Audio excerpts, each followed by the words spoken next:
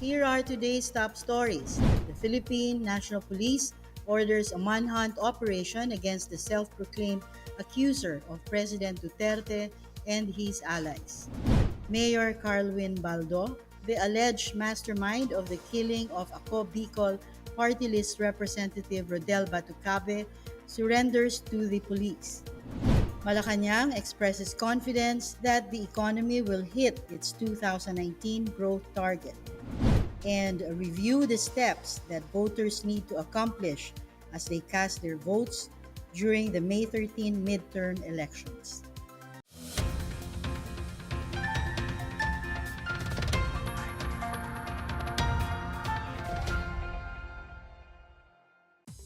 Good day, I am Miguel Hill and welcome to the PNA Newsroom. The man claiming to be alias Bikoy, the video personality who tagged President Rodrigo Duterte and many others in the illegal drugs trade, is wanted by the law. Police are set to arrest him for his involvement in numerous crimes in the past. More on this from Benj Bondok. The Philippine National Police launched today a manhunt against Peter Jomel Advincula, the man who calls himself alias Bikoy, of the Ang Totoong Narcolist video series. The Criminal Investigation and Detection Group has on its hands the arrest warrants for Advincula. PNP spokesperson Colonel Bernard Banak said the manhunt operation against Advincula is based on his standing warrant of arrests from 2007. He's facing charges of estafa before the Municipal Trial Court of La Trinidad Benguet in September 2007 and large-scale illegal recruitment before Branch 6 of the Baguio City Regional Trial Court in August 2007. He was also jailed for a separate large-scale illegal recruitment case in 2012 and was released in 2016. Advincula reportedly uses the name R.R. Santos to elude arrest. Earlier, Banak said the PNP is monitoring Advincula after he surfaced in a press conference as the face of alias Bikoy. Bikoy is accused of having ties with the opposition, particularly in the alleged plot to oust President Duterte. For the PNA Newsroom, I'm Benj Bondok. Presidential spokesperson Salvador Panelo is protesting how he has been targeted by anti-Duterte netizens. In a statement on Thursday night, Panelo said an anti-Duterte page depicted him in a meme showing that he is endorsing the opposition senatorial slate and others. He said despite the nature of the political meme, he noted that there are netizens who believe whatever they see in the internet, even if they are obviously false. Panelo said in what he called a defamatory imputation shows the opposition's desperation as election day draws near. He called on Facebook's fact-checkers to act impartial and settle the matter. Panelo also said the bogus endorsement shows that he has been effective as a spokesperson in neutralizing the black propaganda against President Duterte. The main suspect behind the killing of Ako Bicol party list representative Rodel Batocabe is now under police custody. PNP spokesperson Bernard Banak said Daraga Mayor Carlwin Baldo voluntarily surrendered to Judge Maria Teresa San Juan Loquillo of RTC Branch 10 in Legazpi City this morning. He is currently detained at the BJMP District Jail in Legazpi City. The PNP earlier failed to serve the arrest warrant against Mayor Baldo last Monday. Baldo and 5 other suspects are facing charges of double murder and frustrated murder. Batocabe and his security aide, SPO2 Orlando Diaz, were shot dead on December 22, 2018. Batocabe was supposed to run as Daraga Mayor against Baldo this upcoming election. Baldo has denied involvement in the killing, but other suspects identified him as the mastermind. In other news, 3 persons were killed in a shooting incident inside the National Center for Mental Health in Mandaluyong City. Police reports stated that the incident happened in one of the wards on Thursday afternoon. A 27-year-old psychiatric patient was allegedly shot by his grandfather after giving a different answer to his question. The grandfather also fired at the victim's grandmother, who went mad about her grandchild's death. She was sent to the hospital where she eventually died. The grandfather killed himself after the incident. The PNP is investigating the matter as it questioned how the grandfather was able to slip a gun past security. Meanwhile, the Department of Health expressed grief and condolences to the families of the shooting victims. In a statement, the DOH confirmed that no other patients or staff were hurt nor involved in the incident. The Supreme Court calls for the quick resolution of the killing of a judge in Zamboanga del Norte, and COMELEC reminds the public to follow the election liquor ban starting Sunday. More on these and other news around the metro from Janice Cave. The Supreme Court on Thursday called on authorities to quickly act on the murder of Judge Raymar Lacaya of Sindangan, Zamboanga del Norte RTC Branch 11. Chief Justice Lucas Bersamin condemned the incident as he called for justice. Lacaya, who was shot dead in Liloy, Zamboanga del Norte on Thursday afternoon, is the 30th active judge to be slain since 1999. Meanwhile, the Department of Education is now ready for the midterm elections. Over 500,000 officials, teachers, and non-teaching personnel will be deployed, trained, and provided assistance through the DepEd Election Task Force in Luzon, Visayas, and Mindanao. The DepEd has also started the preparation of 36,830 schools, which will be used as poll precincts nationwide. In other news, a liquor ban will be implemented across the country starting Sunday as part of measures to secure Monday's polls. The PNP will enforce election laws, particularly the liquor ban, effective midnight on Sunday, which will last until Election Day. During this period, selling and drinking alcoholic beverages is prohibited as part of efforts to ensure peaceful elections. For the PNA Newsroom, I'm Janice Cave.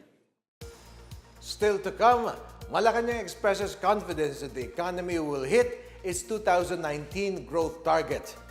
PNP Chief Oscar Albayalde reiterates his order to prevent violence in election hotspots.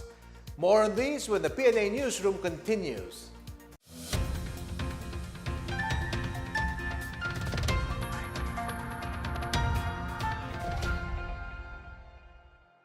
Eleksyon na sa May 13, 2019.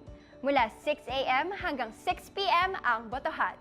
Ang mga rehistradong botante ay boboto ng 12 senador at isang party list para sa national positions at isang miyembro ng House of Representatives, governor, vice governor, mayor, vice mayor at mga miyembro ng sangguniang panlalawigan, panlungsod at bayan para sa local positions. At bilang isang botante, ang pagboto ay dapat nating paghandaan. Narito ang gabay para sa tamang pagboto. Bago pa man dumating ang araw ng eleksyon, pag-isipang mabuti ang mga kandidatong nais iboto. Mainam na gumawa na ng listahan ng mga iboboto. Para sa maalam na pagdedesisyon, alamin ang plataporma, track record, background, paninindigan sa mga issue at iba pang mahalagang impormasyon ukol sa mga kandidato. Sa araw ng eleksyon, pumunta sa iyong polling place. Mabuting magdala ng anumang valid ID. Hanapin ang inyong pangalan sa listahan ng botanteng nakapaskil at tandaan ang inyong precinct number at sequence number sa listahan. Lumapit sa electoral board at sabihin ang inyong pangalan, precinct number at sequence number. Sisiguraduhin ng electoral board ang inyong pagkakakilanlan gamit ang EDCVL o Election Day Computerized Voters List o sa pamamagitan ng Voter Registration Verification Machine o VRVM na gagamitin naman sa ilang mga piling lugar. Matapos masiguro ang iyong pagkakakilanlan at walang nakitang anumang marka ng indelible ink ang inyong mga kuko, bibigyan kayo ng isang balota. Suriin ang balota para masiguro na wala itong anumang marka o shade liban lamang sa pirma ng Electoral Board Chairperson. Gamit ang marking pen, i-shade ng buo ang bilog sa tabi ng pangalan ng kandidatong iyong napili. Huwag mag-overvote o mag-shade ng lagpas sa dami ng kandidatong dapat iboto sa bawat posisyon. Ipasok ang inyong balota sa VCM o Vote Counting Machine at pagkatapos, ibalik ang marking pen at ballot secrecy folder. Ipoproseso ng VCM ang inyong balota at makakast na ang inyong boto. Pagkatapos, magpiprint na ng voting receipt ang VCM kung saan nakasulat ang inyong mga binoto. Ang resibo ay itutupi ng Electoral Board at gugupitin. Bago ibigay ang resibo, lalagyan ng indelible ink ang kuko ng inyong kanang hintuturo. Suriin ang inyong voting receipt at pagkatapos ay ihulog ito sa nakatakdang lagayan at saka lumabas na ng polling place. Tandaan, bawal ilabas, iuwi at kuhanan ng litrato ang resibo. Simple, madali. Kaya sa May 13, 2019, sumama sa pagdesisyon para sa bayan sa pamamagitan ng pagboto. Dahil ikaw, ako at bawat botanteng Pilipino ay bahagi ng malayang bayan, malayang halalan.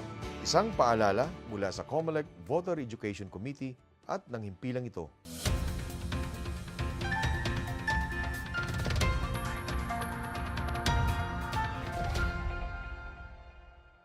Malacanang on Thursday night expressed confidence that the government can achieve the target gross domestic product growth rate for 2019.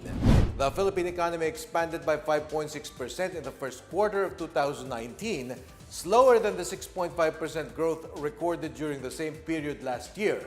The government's full year 2019 economic target is at 6 to 7%. Presidential spokesperson Salvador Panelo said President Duterte and the cabinet have been briefed about the situation, adding that economic momentum is on the government side. He said the recent slowdown was due to the 2019 budget impasse in Congress, which has already been resolved. Panelo also slammed so-called prophets of doom who proclaimed that the economy is failing despite the opposite happening. He said the government expects higher growth in the next few quarters of the year due to the Build, Build, Build infrastructure program. The Department of Trade and Industry remains confident it is still on track to attain export targets even after merchandise export performance declined by 3.1% in the first quarter this year. In a new statement on Thursday, Trade Secretary Ramon Lopez said the government is continuously working on diversifying the country's export offerings and destinations, and is also pursuing trade initiatives to increase exports to trade partners. Lopez said his department is looking at focusing its promotional efforts for products and services considered as export growth drivers. These include office equipment, consumer electronics, motor vehicle and motor vehicle parts, high-value coconut products, forest products, and wearables. Figures from the Philippine Statistics Authority showed that exports in March slid 2.5% from $6.02 billion during the same period in 2018. Lopez said that trade promotional efforts are being done in the non-traditional markets in Russia, Africa, Latin America, and South Asia, as their huge population can provide for alternative export markets in the near future. Several members of terrorist groups surrendered to authorities in various areas in Mindanao. In Lanao del Sur, a member of Daula Islamia, formerly known as the Maute Group, surrendered to government authorities last Wednesday. West Mincom Chief Arnel de la Vega identified the surrenderer as Hilal Pamaloy Biston from Barangay Langkap, Marawi City. Biston turned over an M16 rifle with ammunition. Meanwhile, 5 members of the New People's Army operating in Sarangani and South Cotabato provinces surrendered to government forces and yielded their firearms on Wednesday night. The 5 who were listed as residents of Sitios Tungkay and Lumuyon of Barangay Ned in Lake Cebu, South Cotabato, were previously under Platoon Samsung of the NPA's Front 73. On Tuesday morning, 15 NPA rebels under the Front's 73's platoon Cherry Mobile also surrendered voluntarily in Lebac Town. The surrender was facilitated by the Regional Mobile Force Battalion 12, Sultan Kudarat Police, and the 1st Marine Brigade. The 20 surrenderers were formally presented by PRO 12 to PNP Chief Oscar Albayalde, who visited the regional headquarters on Thursday. Authorities arrested several village officials and civilians for violating the election gun ban. In Batangas City, police arrested an incumbent village chief last Wednesday after a search warrant yielded a gun and ammunition in his possession at his residence in Balete Town. Barangay San Sebastian chairperson yielded a .45 caliber gun or pistol magazines, and 16 pieces of live ammunition. In Zamboanga, Sibugay, Village Chief Reynaldo Pañeres of Barangay Quima in Payao Town was arrested in a random Comelec checkpoint on Thursday. Police recovered a .45 caliber pistol with 17 rounds of live ammunition from the chairman. In another checkpoint, fishermen Yusuf Huple and Heram Susulan yielded a Springfield rifle and an M16 rifle with ammunition. Meanwhile, authorities arrested on Wednesday afternoon a farmer in Malang, North Cotabato for illegal possession of an unlicensed firearm. 2 pistols and ammunition were also seized in the house of Barangay Rosary Heights 1 Chief Peter Cortez Morales in Cotabato City. All suspects will be charged for violating the gun ban along with illegal possession of firearms. PNP Chief Oscar Albayalde orders police in Regions 12 to secure the elections in hotspots from armed groups. Meanwhile, Angat Dam continues to lose water despite the recent rains. More on these and other stories from the provinces from Benj Bondok. PNP Chief Oscar Albayalde ordered personnel of the Police Regional Office 12 on Thursday to prevent violence during the upcoming elections. Albayalde particularly ordered to closely monitor the activity of armed groups in election hotspots, especially in South Cotabato. Albayalde went around Mindanao to inspect preparations by local police for the polls on Monday. In Bulacan, the water elevation in Angat Dam slightly dipped even after heavy rains in Metro Manila and some parts of Bulacan Wednesday night. The water elevation in Angat Dam slightly slid to 174.78 meters on Thursday morning from 175.10 meters the previous day. The rate of decline in water elevation after the heavy rains is, however, a bit lower. Meanwhile, the Department of Energy in Region 11 assures there will be no power interruptions in Mindanao during the elections on May 13. The DOE told distribution utilities to be alert and prepare an election preparedness contingency plan. Electric cooperatives are likewise ordered to deploy personnel to act on problems as they arise. For the PNA Newsroom, I'm Benj Bondok. Up next, tourism arrivals go up by 7.5% as more visitors flock to the newly rehabilitated Boracay. And review the steps that voters need to accomplish as they cast their votes on the May 13 midterm elections. The PNA Newsroom returns after these reminders.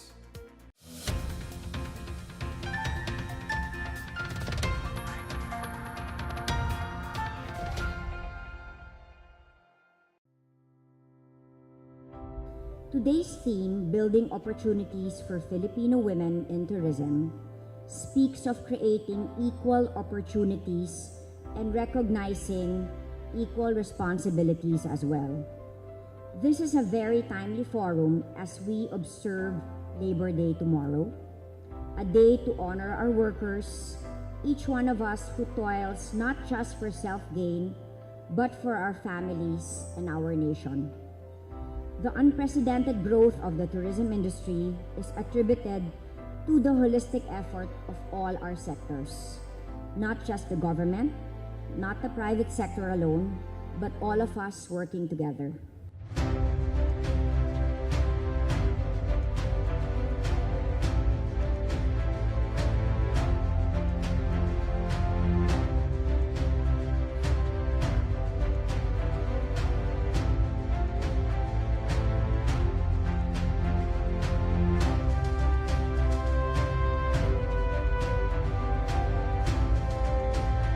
Empowerment as an aspect of gender equality implies a society in which women and men enjoy the same opportunities, outcomes, rights, and obligations in aspects of life.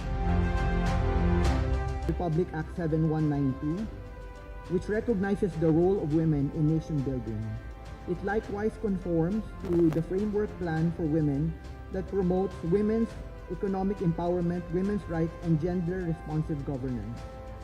It also helps in integrating a gendered and development perspective in tourism. With your help, we shall empower women for the Philippine tourism industry and make sure that it will be more fun forever.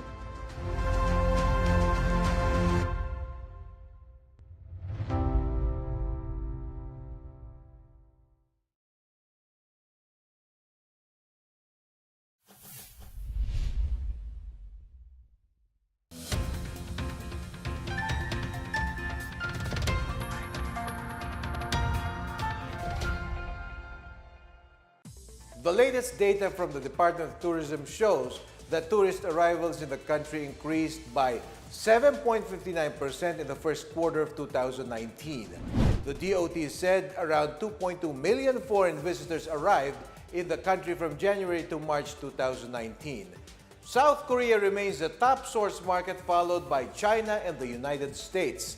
For March numbers alone, the DOT reported a visitor arrival of over 710,000 or an 11.13% growth from last year. Meanwhile, visiting Balikbayan hit over 14,000 as of March.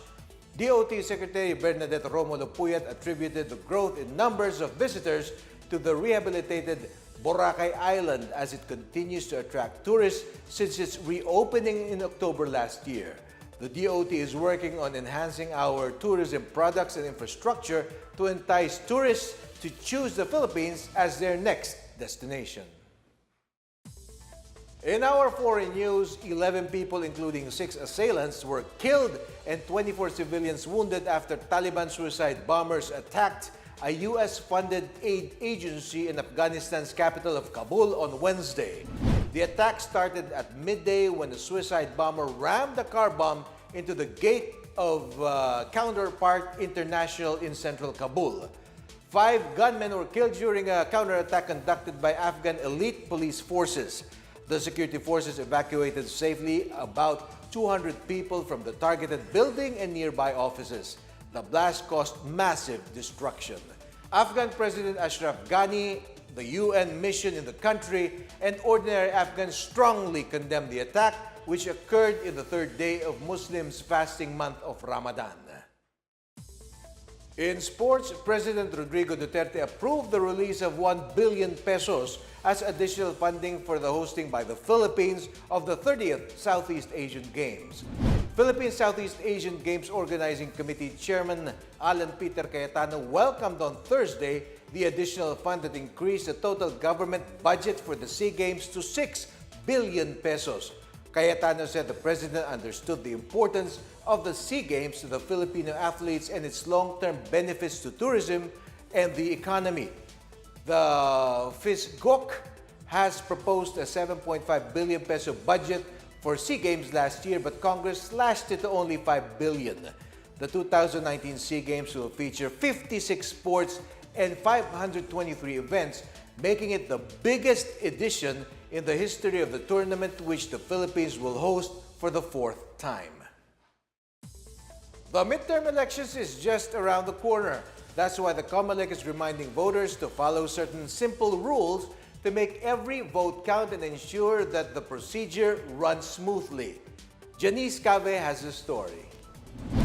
On May 13, from 6 a.m. to 6 p.m., the national and local elections will commence following a 4-month-long campaign period for national and local positions. The Commission on Elections reminds voters of 2 important things needed for a hassle-free poll process: proper shading and avoiding overvoting. Election Officer Stephanie Bagin said voters must remember to fully shade the circle beside the name of their candidate and avoid overvoting, or else their ballots would be voided by the vote counting machine. For senators, a voter could only pick 12 candidates or less. And while there are 59 seats available for party lists, a voter could only choose one group. The voting process starts from the voter looking into their name in the posted computerized voters list at the polling place, which would determine the precinct number and sequence number. Verification follows after a member of the Electoral Board verifies the voter's identity and checks if any of his or her fingernails have already been stained with indelible ink. In some areas, the voter registration verification machine will be used to verify the identity of the voter. The voter will then affix their signature in the Election Day computerized voters list. After these, the voter could now fill up the ballot and cast their vote in the VCM. For the PNA Newsroom, I'm Janice Cave. The midterm elections is happening on Monday, May 13. Is the voting public ready to cast their votes? And how will the government ensure peaceful and orderly elections this year? Benj Bondok has a story. All eyes are on this year's midterm elections where supporters and detractors of President Rodrigo Duterte go face-to-face. Amid the smoke and dust of the political arena, terror threats, violence, and controversies hounding the elections and undermining its credibility, the COMELEC, PNP, and election watchdogs are bracing themselves for what's about to happen as Filipinos cast their votes. Parang extravaganza ang eleksyon dito sa atin. Parang fiesta. Hindi ito talagang democratic process eh. Everybody's excited, maraming nangyayaring sinasabi ng disinformation, mga false news, vote buying, vote selling. Hindi lang po nangyayari sa isang lugar yan. Pupunta ang pulis dito, hindi mo na mabantayan yung kabila. No? Punta sa isang barangay, pero yung remaining 50 barangays, hindi mo na mababantayan. Kaya nga, tama. Talagang may makalusot, dahil sabi ko nga, hindi po natin mabantayan totally yan. To learn more about what's happening behind the scenes of this year's elections, watch PNA's Pros and Cons every Friday at the PNA website. We have another low-pressure area that is expected to bring rains in parts of the country. Pag-asa says the LPA was last spotted east of Hinatuan, Surigao del Sur early this morning. Eastern Visayas, Caraga, and Davao region will be the most affected as the LPA may bring cloudy skies with scattered light to heavy rain showers and thunderstorms. Let's now check out the weather forecast for Metro Manila and the rest of the country.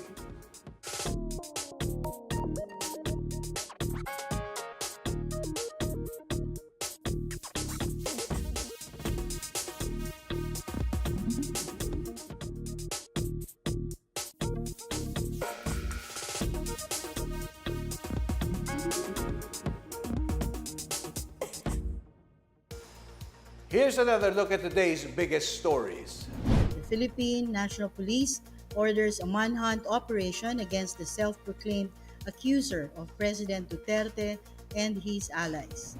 Mayor Carlwin Baldo, the alleged mastermind of the killing of Bikoy party list representative Rodel Batocabe, surrenders to the police. Malacanang expresses confidence that the economy will hit its 2019 growth target and review the steps that voters need to accomplish as they cast their votes during the May 13 midterm elections. Thank you for watching another edition of the PNA Newsroom. To check out these and other stories, visit the PNA website or follow the Philippine News Agency on Facebook and Twitter. For more stories about the government and how it serves the Filipinos, look for these hashtags in all our social media platforms and websites. So it's going to be another long weekend. We're going to have the elections on Monday. So the COMELEC has reminded all of us, or all of you drinkers out there, that it will be strictly enforcing the drinking ban starting Sunday. So for all of you who plan to have a spirited weekend, don't do it. Because the COMELEC needs you to be sober as you cast your votes on Monday. And on that note, that's your daily dose of the latest news and information that you need to know from the PNA Newsroom. I am Miguel Hill. Good day.